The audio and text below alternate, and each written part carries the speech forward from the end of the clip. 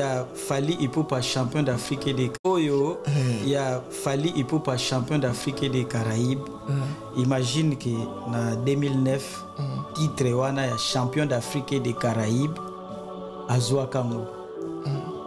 Na moment wana soki ezaki na temps oyo balinga baloba nde bato balobaka ki asombaki.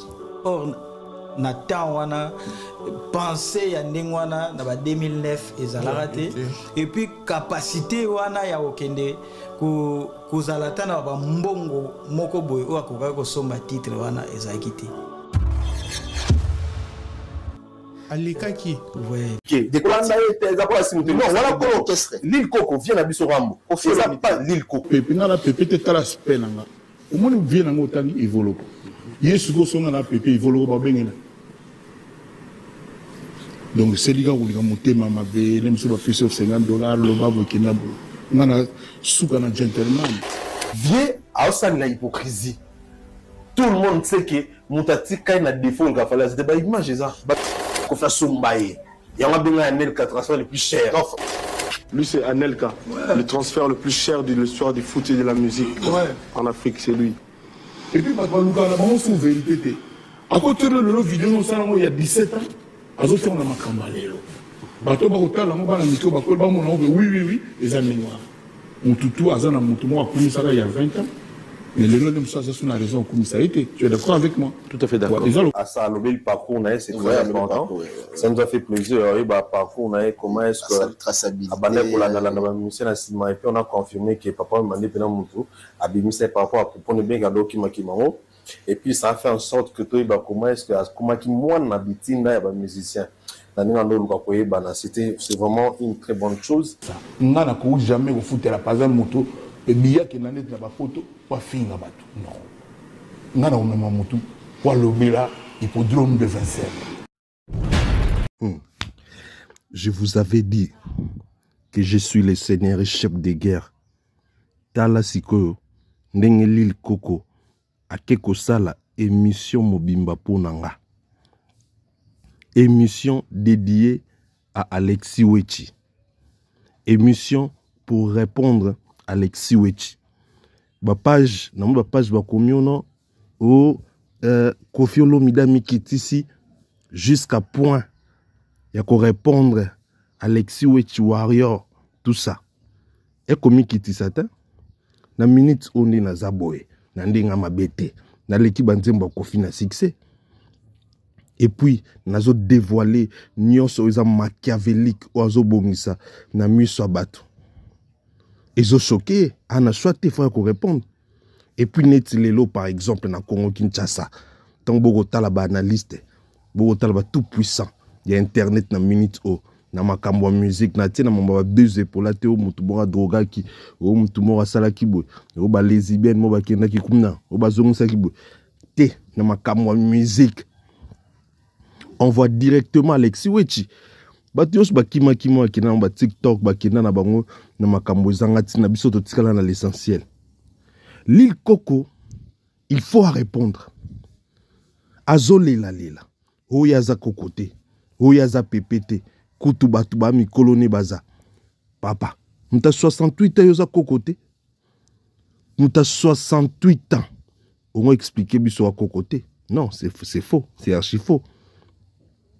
Avant de côté na vivre ya sujet na biso pona Elmara Noche na zwana nu pena simba nanu Edidiora oyo a benginga pour me dire du n'importe quoi.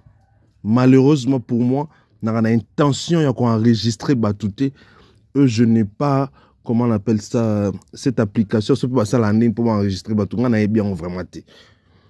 N'a deux téléphones mais trop souvent na tamboula na téléphone moko. Sinon, on est à la mbala nanga liboso, na enregistré mutu. Et puis, na routier, na tout est sérieusement, pas ko wangana. Et Didiora, o benga po o menacer nga o intimider nga, mamoa plainte. Yo kantinga na ko banga plainte. O funda nga po na sali nini. Ko benga mutu Lil Coco, excuse mabe, aza Coco, aza Pepe. Je réitère mes propos. Je confirme encore que Aza Coco, Aza Lil Coco. Et puis yo Eddie Diora. Pour na personne somme. Na bingo petit Eddie Diora.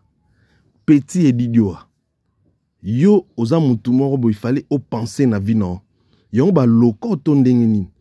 On ba Eddie Diora ba jara bato ba lokié na famille. Après ake na musique ba sali subi sala sa. Eddie Diora.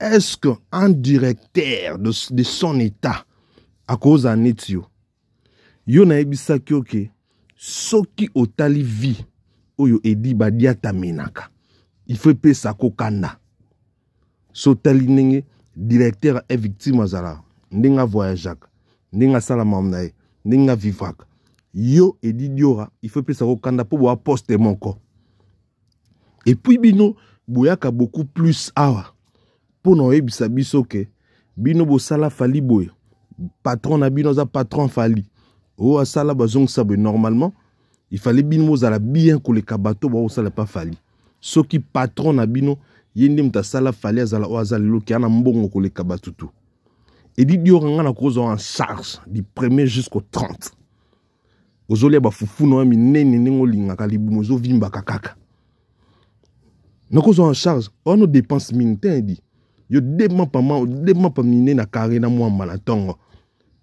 kopo mnene ati na miliki yo kuta mo milango 100 miliki aba miliki eza na miliki na sukali bele omeli ekoki na midi belo fufu na mnene kanga na biloko olino esino ka salaire na yo ozaka na mo fleri yango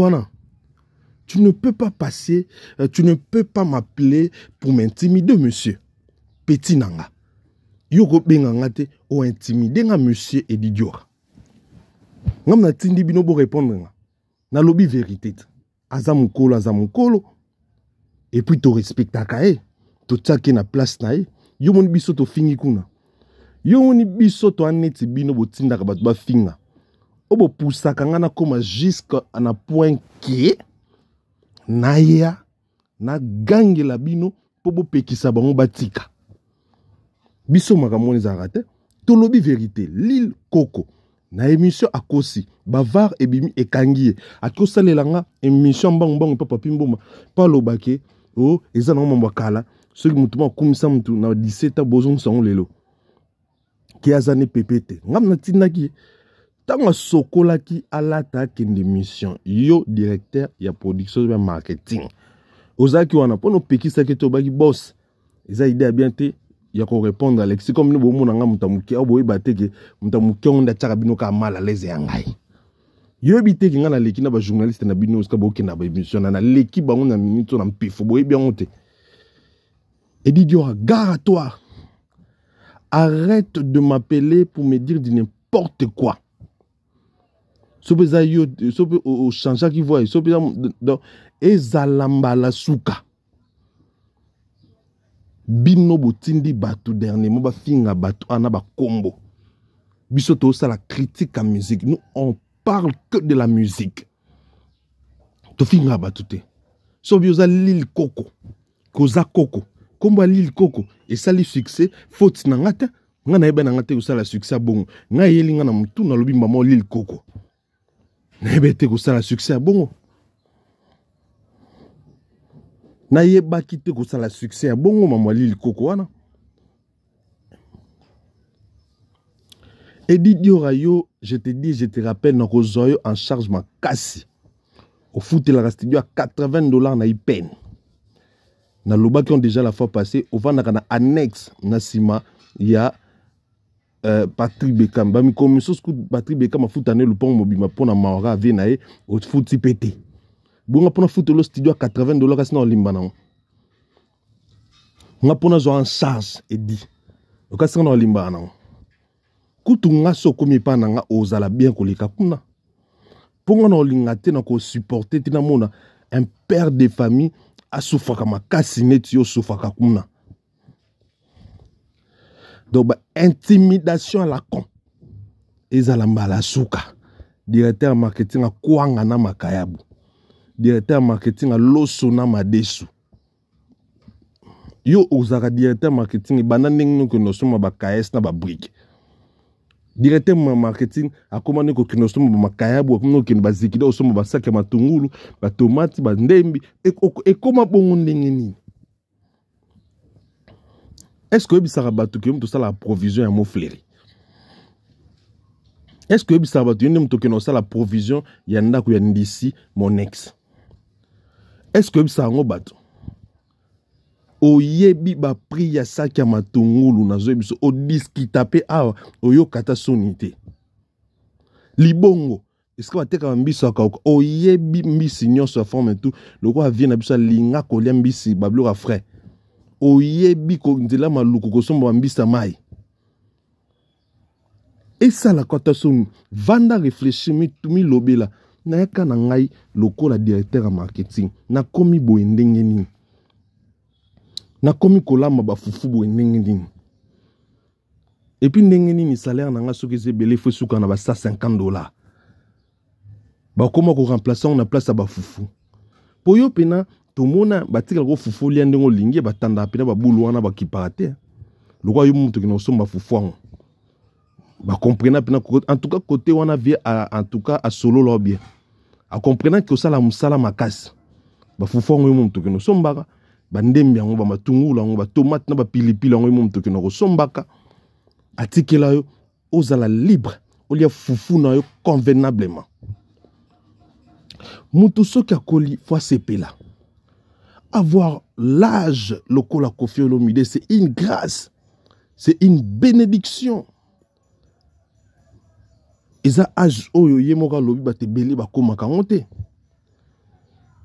soki neti ya lingino kokola te nzambe akokolise kaka po nzambe mutasala bon ba âge ko poussa na kaka akondo kosutuka kaka 69 70 ans amata kita aza koko soki bato ba 40 ans miso so benga bon ba pepe ba meme so ba pepa 40 ans ba mema 40 ans baza ba réagir soki ba meme ba 50 ans ba 60 ans lokola ba mama mimi to keliti likolo baza awa ba réagir.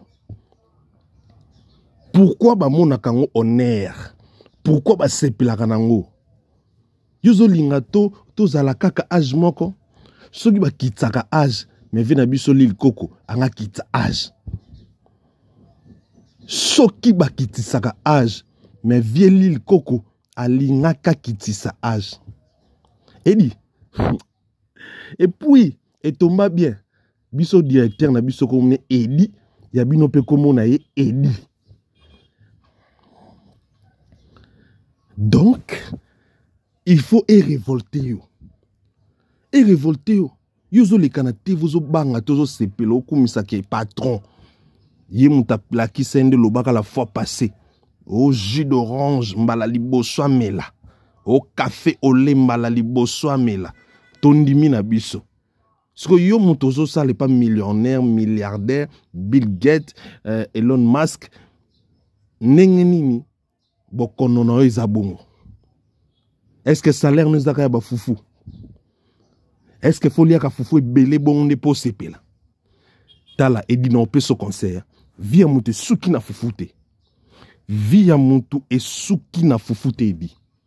Edi via mutu e suki na fufute. Le cadrage alléluia tellement sur moment to moko nana posa kuna sala non c'était to kende ka bon. Via mutu suki na fufute. Si tu penses que vie na yo suki na fufu ya ngai suka na fufute et puis ngai na minutes oyo na responsable roleko et puis yo mo yebi ton to kuta na mbongo nino senga ngate osenga ba mbonga mike ba $10 ba $5 oh petit nanga na mo problème mobo na boy atama $10 nan ngai na no pesa na ngai pona yebi ke to ibano na bandal et puis to ibana kala pona master nga dada.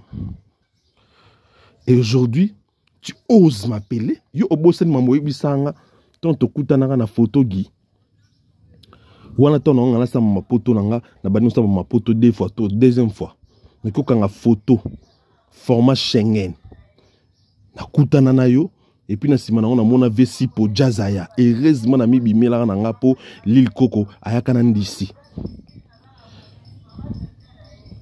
oyebisanga ni Alexis. Toi, tu es un intellectuel. très intelligent. Façon vieux, aller là, ne comprendre même pas.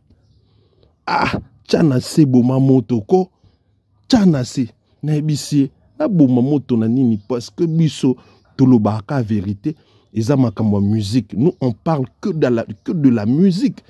Biso toka Jordan Kousate, akina o finga Koffi Olomide con. Pour muta finga Koffi Olomide con era Jordan Kousa. Biso toi Jordan Kousate. Biso toza Jordan Kousate. Biso toza na école ya politesse. Ne jamais injurier. Ne jamais entrer dans la vie privée des artistes. Restez dans la musique, restez professionnel. Et si ça vous choque lorsque nous on dit des vérités, à ce qui concerne l'artiste Fally Ipupa, fermez vos oreilles. Bien que c'est impossible de ne pas écouter parce que c'est Alexis qui parle. Mais faites un effort. Venez pas me dire que non, voilà, tiens, c'est Tika. C'est ce que je lui avais répondu ce jour-là. Et il me dit que non, oui, au fin, noté, mais des fois, ok, moi, ou trans, tout ça, ou trans, c'est ma façon de communiquer. Et ça, ou trans, et dit Diora, au salangama, ou tant que mon ton en a ébi. Tika makamoko kinaka ziki da ko somaka ba provision ba ma épice. Tika makamoko somba ba fufu na libongo o yebi ba chambre froide nyonso o ya limité o ba teka ba carton ba soso ba carton ba quiz ba o yebi nyonso. Est-ce que musala no za yango vie na ngai? Est-ce que musala no yango wana? E mo ba kombisa na bango lupango mabe. O komana nettoyer ya piscine na mona na lela. Vie o yekola o yebi ko nettoyer piscine pour mon fléri. Balaki ça, liko rotina tino, donc okoma tout travaux. Likola qui tout travaux, ça $50. Au lieu à l'attaque tout travaux, aux payer belé.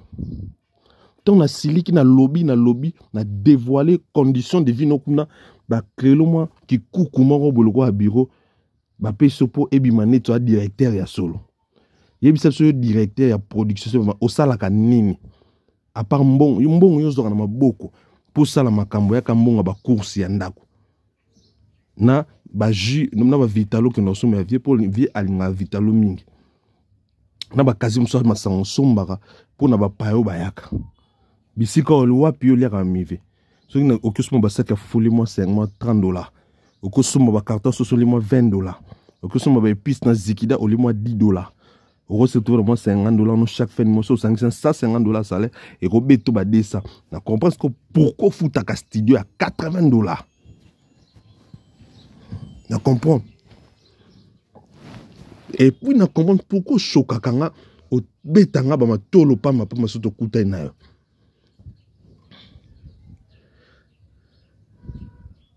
Bateau beaucoup qui bien qu'on vouloir tant l'île Coco à qui nous c'est l'émission tant pour nous répondre nga. Tant on lobby la moto finga con. On a bonne raison. Parce qu'on ne permet pas que moto finga moto con. Azala mukolo, azala mona mke. Plus grave encore, neti moto finga ke con. Aza musicien oyo basala ba faveur ebele pour na mnenga musala boye bene musala te. Bofobo silika, ça vous avez totalement raison. Quand l'île Coco dit que à quoi pardonner te et l'homme bon faut monter les canate va reconnaître finga ke con pour pardonner, ça il a totalement raison. Mais ne venez pas me dire que non, Alexis, tu exagères. L'île Coco, yo mona aza Coco, ave, yo ebite ka Coco. Est-ce que fona ebiso? Yo omona te ka Coco. Monsieur, le directeur, non, c'est la plainte.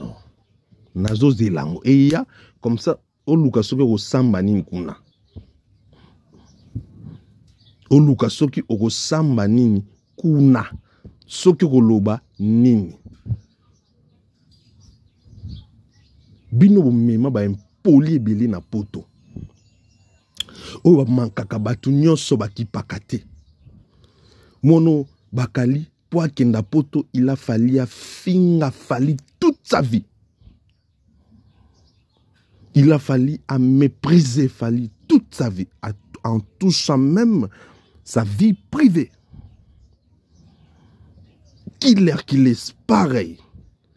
Tous ces gens en Europe qui en Jirifali, ils sont financiers, soutenus par vous. Et tout le monde le sait. Et vous voulez faire la victimisation, pourquoi? Parce que vous avez contre-attaque à haut niveau. Il y a mayele nango siko, ba armir ali boma. Moutoumou ko Alexis Wechi na ba frère msuto couloir. Otala ke obimisa mbongo ta budget me batomba ko komaka na niveau ba Wechi te. Combien de fois yo edidio botinelinga batu yo mo yamba la moko puna koma mutu na bino na boya nanga. Na boya na sabino na kokana ngai te. Ngai na kokoka te na vani liboso ya micro moko bona ndo kumisaka nanga mise mususu na ndo finga kafali. Boelango tu stratégie lobelaka ba mise nyonso. Lobela pe fali mais mingi lobela kofi na yebi ba jewana na boya nanga parce que so déjà zuimbon moi 10 000 bando proposer nga soki déjà na zu yango e koma makambo mususu na boya nanga. On na vanda na ndako bona oyo ka banzemba fali nga mona mi lobalo kwa zo balwa mutali bomba na loba ah elere ah non elere vie batika nga moko na ndako nga muta boy ndina ki osala musala ya ko contredire elere na koma na nga zoba ndi bantu musuba ko ba zoba ka pamba bwe na lingi bu zoba wana ta naza homme intègre, je suis un homme très loyal et intelligent, aussi sage koleka bato bomona wana sans chaud na ngai vitesse na nga push tour na ngai ezalaka na sens et puis botala na ba facette belé na ebi pas mutu boy na osala boy ne pas mutu boy na loba boy pas mutu boy na osala boy na osana titi boy na za mabe na za mutu mona beni na makambo o na salaka o na force ngote c'est naturel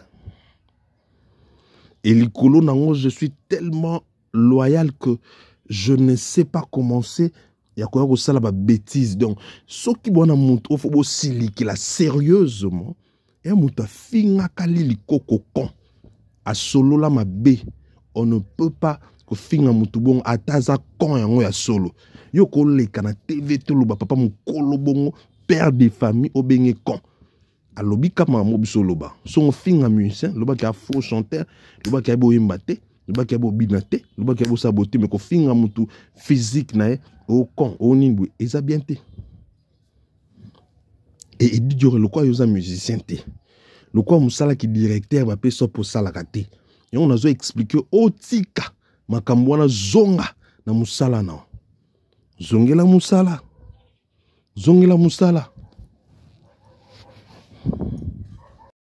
the God number one Elere Mago Fali Pupa Aigle King na loba non mamuno ya Fali Pupa après na kozongi la bino ba po lelo na sala na ngaka exhortation recadrage et intervenir ka likolo ya appel ya directeur ya Pangana Thompson ya directeur ya Bikalakasa ya directeur ya Nzila Velele ya ngomoni na yo loba mamna na sala na exhortation normalement na ki na exhortation so botali bien bomona vidéo na liboso ya Abidjan c'est pour na exhorter à ce qui concerne force ya Fali niveau ya Fali na libanda ya mboka mais ba matumboli oyo na ebité ba edidiora oyo na ebité quoi na ebité vraiment na ebité na ko comprendre pété na ligne na eba pété ce qui a bon pour na nini mais à Zuika mon recadre je peux comprendre que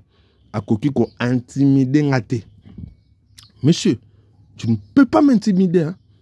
Que ça soit la première la dernière fois que tu m'appelles oublie mon numéro efface mon numéro nakani soki nani nakani tiku no bampiaka na ngana nango nangasi mutu benga kablanga ta 200 ta 300 ta 500 Alexis na seulement transfert mo ba 500 ndi maman Nicole iluta salanga e mona vandika bu elo mo ekoti bu sans que donc ya surprise bu hôtel pe kutu na ba problème et sungyo mbala mo ningi kulutu nanga Jean Flavien Kaninki maman Sandra Agito Kaninki atika bisote ningi ba vina ba papson Isebonga ba Klende ya William Chain Code Mondial ba maman Louise Mahamba Louise USA ba maman Mimi Tunimi maman grande tiana nanga Clarisse Muyembe vina nanga Gilenga Ntsebe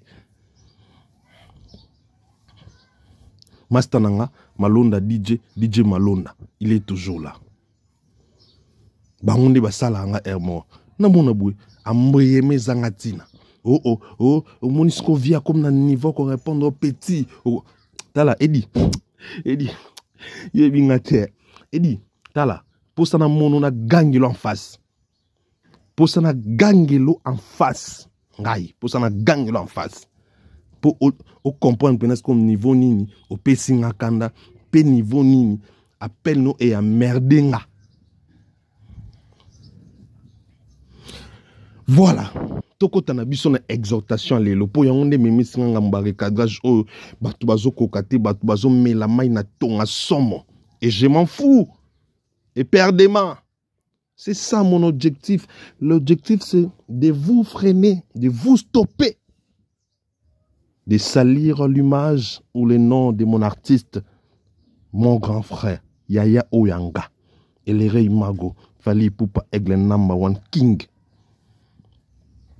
Alors, chers internautes fidèles abonnés de partout, Lubumbashi, Katanga, Kolwezi, là je vois Tanfumu, les financiers. Merci beaucoup Mbandaka Ekpater, Tokekuna na Kasaï oriental, occidental, Kansai central, Grand Bandundu, Congo central, ba province non Congo Kinshasa, Brazzaville na motema, Angola na motema, Gabon na motema, Libreville na motema, Côte d'Ivoire na kata motema na makila na nzoto, Sénégal na motema, Mali na motema, France, Belgique, Suisse, États-Unis, Canada, Australie, Hollande, Irlande, Allemagne, Autriche, bamboka nyonso ona tangite bolimbisa na ba Ottawa kuna de partout bo otala ngai na ba Venezuela na ba Israël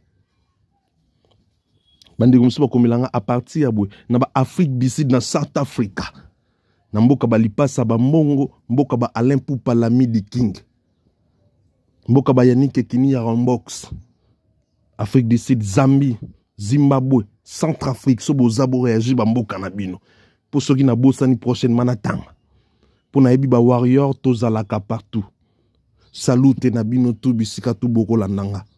Alors tokota na kata exhortation na biso le tokolobela chapitre Côte d'Ivoire, Abidjan pe Afrique pe mokili ya remonte tel bino non wana. Mes frères, n'est-ce pas que c'est incroyable comment on a makambo bomoni na Côte d'Ivoire wana lorsque peuple mususu bakoyemba lango ba ebite neti mais a langue oya bango. Et puis plus grave, bakoyemba bakombonde ya batu. La chanson, elle est tellement bonne que ça a poussé aux gens de même savoir les dédicaces, de même mémoriser les dédicaces. Fally Ipupa, il est tellement exceptionnel, même quand azo sala ba dédicace ekobima kaka miel, ekobima goût batu bako sepela nango. N'est-ce pas que grandeur oyo mérité to sanjolango, to kumisango, to pesango ba force po epesa moto ko salango makasi, asenga na nzambe, apese lisusu makasi, a continuer ko salango. Ce n'est pas donné à tout le monde. Banda musique a Congo et banda, oya monango a contredire ngai. Naninde na Côte d'Ivoire ka wana, a salama kamba bongo. Na chanson rumba, na amour était, na 8e merveille était, pour avoir besoin de raison qu'ils ont français. Mais dans une chanson rumba, dis-moi qui a déjà fait ça. Je crois que mon tout est. Et voilà la raison pour laquelle ça me pousse à Koloba que Fally, c'est un meilleur artiste congolais de tous les temps. Et c'est vrai. Et Boye Bipé Koza est solo. C'est vraiment un artiste, Oyo, a tellement bourré de talent que musique naïe, ils ont la force. N'engi moko na musique à Michael Jackson, en Afrique, n'engi moko na musique à Rema, n'engi moko na musique à Burna Boy, Oyo, et réussit ça qu'au quota, ba frontière nyonso. On est aujourd'hui fiers que na musicien quoi Fally pour na Côte d'Ivoire ba na été. Na Abidjan ba na musicien moko te boy. Oyo ba Nigérien ba kotisi bango bi ba mizemu na zo beta na Nigérien bango pe beta kuna zate pa azate. Voilà la raison pour laquelle comprendre et l'eau qu'on a s'appuyer na Fali. Seulement que nous bisonde autour na diamant to ba valeur à diamant autour na ngote. Pour Fali kanum ta sala que a commencé la ki na ba Nigeria na ba boîte de nuit, na ba bar, na ba terrasse ba ndeko ba vanda kuna, je pense que va comprendre mon loba. Il est le seul artiste où il y a Betaka côté francophone. Na bien sûr na ba oba évoluer en Afrique. Mais côté anglophone, tout le monde a commencé que bêta na France on a son côté ba restaurant ba au yo ka niveau ba Nigeria ba bêta roi likamusus. Alors que côté francophone, na côté un peu même na pays Europe, to ana mutute o ya affronta bango na niveau ana. Seul Fali de affronta ka bango. Fali aza un contre tous. Un contre 1000. Zob artiste à Ghana, Zob artiste à Nigeria. Côté anglophone, au 5 Namboka Missus, Afrique d'ici, tout ça, ama piano na bangwana. Tala ningi bazaï belé. Et côté francophone, toi, qu'on a fallu. N'est-ce pas que il faut que soutenir à fond pour que yépe à ça en sorte que Tobi Misape Batumi Soussou. Moins équilibré quota. Qu'on ne veuille ou pas.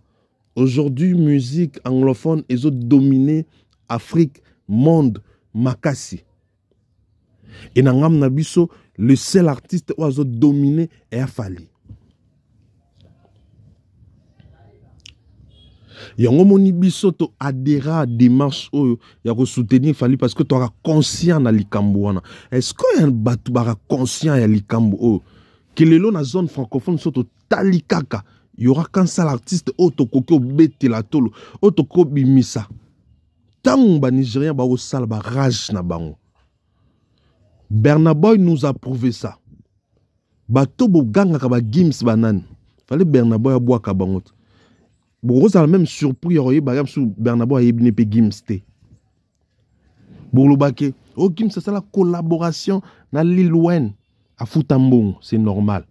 Mais to tapena ke au GOT pena Afrique taba GOT na zone francophone na sangisi francophone mobimba na potuna na Afrique so bon taba légende ba GOT ba Nigeria wana ba mona Fali ba mona ka ba monsieur Gims te ba mona ba mtumisusu te il voit Fali yango mona Sénégal ba ta jalelo wana bazo lela international ba budu Fali Poupa. Fali Poupa. Bon, bah, là, on a bon. International. Il ne dit pas ça avant. Parce qu'ils sont conscients qu'actuellement en Afrique francophone, on a que Fali. Seulement nous, les Congolais, laisse-moi dire ça en français, que bah, tout va comprendre. C'est seulement nous, les Congolais, qui sommes conscients et l'autre côté. Et si tu regardes bien, tu vas voir que production, événement à Fali à Stade de France, les étrangers sont en fond, prêts. Il y a soutenir événement. Quand je dis je parle des étrangers, je vois je vois pas les Congolais, donc je vois les gens d'autres pays. Ils sont là, prêts à soutenir l'événement de Fali. Ils sont là prêts à écrire l'histoire ensemble avec l'artiste pour le concert du Stade de France. Par contre, nous les Congolais, nous souhaitons kakake et bebanango, abetanaete. Nous sommes conscients que si aujourd'hui on n'a pas Fali en Afrique francophone et si zone anglophone et que dominer biso pendant longtemps. Ils ont beaucoup biso tout aux Afrique, mais toi quand même na ba département, toi na ba localité de ba lobaka. Que kuna ba lobaka anglais, côté francophone, côté araboy, côté araboy. Batu na batu ba lukaka ba tombo la place na bango. Ce qui est tout à fait normal. Et si aujourd'hui Ghana, Nigeria, Afrique du Sud va s'investir ma casse na industrie musicale na bango. Et ça parce que on a besoin de la top. Malheureusement pour nous, tout ça bon côté. Mais quand même, je félicite la Côte d'Ivoire parce qu'aujourd'hui, la Côte d'Ivoire, du côté industrie musicale, ils sont bien organisés. Très bien organisés. Et la Côte d'Ivoire, aujourd'hui, c'est la plaque tournante de la musique congolaise. Et plutôt de la musique africaine du côté francophone. Et si la RDC, si le Sénégal, Mali, d'autres pays fait pareil, franchement, je ne sais pas, tu as quand même, tu pousses ça quand même. Parce qu'on a quand même du talent. On a un talent ébélé, ébélé. Oh, bah, qui peut ça quelque chose de bien. Seulement que mon toutou a quoi falité, mon toutou a battant le quoi falité. Pour dans abunda dans propre fond, on a comme bon. Pour Fali, c'est un soldat. C'est un grand soldat, un bâton. Un grand soldat. où il y a Bouni Pena, c'est-à-dire qu'il s'est battu comme un malade pour arriver là où il est. Et il a la grâce, il a la bénédiction de Dieu, il a le vision, il a tout, il a des potentialités naturelles données par Dieu lui-même. Tout le monde n'est pas pareil. Alors, et c'est que l'industrie, il faut s'organiser du côté culture pour que Bisso peut comme on a force, parce que aujourd'hui, les musiciens, il y a côté anglophone, et belé bana bango pina ba talent moya ba danger te so pina tindengini. Eza nango kaka organisation. Ya ba mboka na bango ba tia conscience que il faut tout ça la boy, il faut tout ça boy poto tika la place tout ça. Est-ce que vous savez, il y a eu un moment où la musique congolaise dominait l'Afrique? Mais le problème est que organisation ezalaki te ba temps là ezalaki exploitaki. Malheureusement, organisation ezalaki te. Il n'y avait pas l'industrie, il n'y avait pas l'organisation. Eux, qui co-orienté Rennes wana, bien que Rennes bâtira la non libéralité, et ça en sorte que et facilité batumsus. Imaginez-vous si par exemple il fallait outer na mboka mambo au industrie musicale vana penza. Na ba fort yemo asali na ninga zalelo soka ngazala ndeni, ngazala peut-être fois 5 ou fois 6 koleka ninga zalelo. Pour l'industrie musicale, il y a Congo, il a fallu. L'industrie musicale congolaise s'est fallu aujourd'hui. Parce que c'est lui qui fait tout, en fait. Ah, ça a mis à jour, ça va réformer la musique. Malheureusement, à l'institution, pour Emo, on a vraiment que. Ah, ça, la net, il y a une industrie musicale. Dans un pays sérieux, à soutenir mon corps. C'est-à-dire, le gouvernement, on pardon. En tout cas, M. Fali, tu as dit que le gouvernement, mais pardon, l'imbisabiso, tu as pour ça, tu as poids. Tu as pour ça, tout ça, la projet, il faut ça, tout ça, comme un projet. Vient un Roger, quand on a un casse, comment un projet, on a comme un projet, tout ça. Et puis voilà, on a appui, il a fallu, il a fallu, il a connaissance, il a fallu. Créer une industrie, 10 millions de dollars, 20 millions, 30 millions de dollars, 50 millions de dollars pour créer une industrie, il y a danger, il y a bien. Même 100 millions de dollars, c'est rien pour le Congo. Pour toi, il y a 200 millions dans la poche. Il y a 60 millions dans la poche. Alors pour nous, 100 millions pour les locaux, c'est rien du tout.